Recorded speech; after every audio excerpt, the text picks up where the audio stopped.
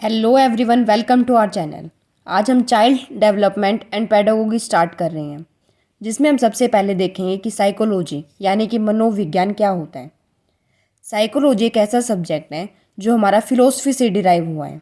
हम देखते हैं कि एंशियंट टाइम में फ़िलोसफी सब्जेक्ट बहुत ज़्यादा प्रिवेल करता था, यानी कि उस टाइम पे हमारी फ़िलोसफी चलती थी और हमारी जो साइकोलॉजी है वो फ़िलोसफी से डिराइव हुई है। साइकोलॉजी की बात की जाए तो यह 2 ग्रीक वर्ड से बना है, साइकी एंड लोगोज।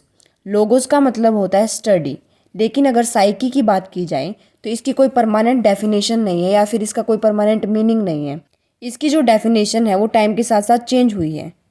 कुछ साइकोलॉजिस्ट तो कहते थे कि हमारा साइकी का मतलब होता है साउल, और कुछ साइकोलॉजिस्ट हमारे कहते थे कि साइकी का मतलब होता है माइंड, और कुछ ने कहा कि कॉन्शियसनेस होता है इसका मतलब, लेकिन आगे चल के कुछ ने कहा कि इसका मतलब बिहेवियर होता है।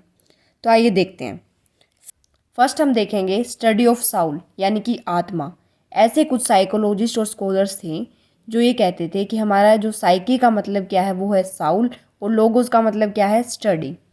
ऐसे जो स्कॉलर्स थे वो थे गार्नेट, और उसके साथ साथ प्लेटो, एरिस्टोटल, डेस्करेट।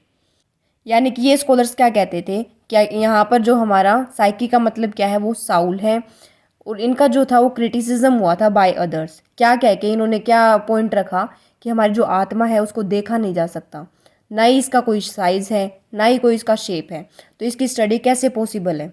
आगे चल के हमारे जो अदर स्कॉलर्स और साइकोलॉजिस्ट हैं उन्होंने ये कहा कि हमारा जो साइकोलॉजी है वो स्टडी ऑफ साउल तो कहना पॉसिबल नहीं है, क्योंकि हमारी जो आत्मा है उसका कोई स्टडी नहीं हो सकता।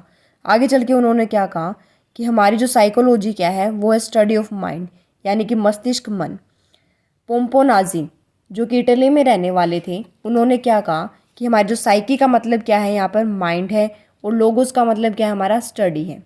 इसका क्रिटिसिज्म ये कह के हुआ कि हमारा जो माइंड है वो क्या है, चंचल है और वो स्टेबल नहीं है, तो इसकी स्टडी कैसे पॉसिबल हो सकती है, और हम किसी दूसरे का मन नहीं पढ़ सकते। तो यानी कि इसको भी कह के रिजेक्ट कर दिया गया था, जो ये कहते थे कि हमारा जो साइकी का मतलब क्या है वो माइंड है और लोगोस का मतलब स्टडी है। तो इसका क्रिटिसिज्म ये हुआ, यानी कि हम साइकोलॉजी को स्टडी ऑफ माइंड भी नहीं कह सकते, यानी कि इस थ्योरी को भी रिजेक्ट कर दिया गया था। थर्ड, अगर हम बात करें स्टडी ऑफ कॉन्शियसनेस यानी कि चेतन मन की, इसमें जो साइकोलॉजिस्ट और स्कॉलर्स थे उन्होंने क्या कहा था, उन्होंने कहा था कि साइकी का मतलब क्या है कॉन्शियसनेस है, और लोगोस का मतलब क्या आपका स्टडी है। इसके अंदर जो साइकोलॉजिस्ट और स्कॉलर्स थे उनका नाम था विलियम जेम्स, विलियम वंदत, जेम्स सुली, ब्रैडफोर्ड टिटचैनर। तो इनसे क्वेश्चन पूछा गया कि आप चेतन मन को डिफाइन करो। हमारे माइंड की वह स्टेट जिसमें हम अवेयर रहते हैं, यानी कि हमें पता होता है कि हम क्या सोच रहे हैं और हम क्या कर रहे हैं। इसका क्रिटिसिज्म जो है वो क्या कहकर हुआ कि सभी फिलोसफर्स की डेफिनेशंस क्या थी, अलग अलग थी। हमारा माइंड जो है वो 3 पार्ट्स में डिवाइड है, कॉन्शियसनेस, सब कॉन्शियसनेस और अनकॉन्शियसनेस। यहाँ पर सिर्फ कॉन्शियस माइंड की बात की गई है।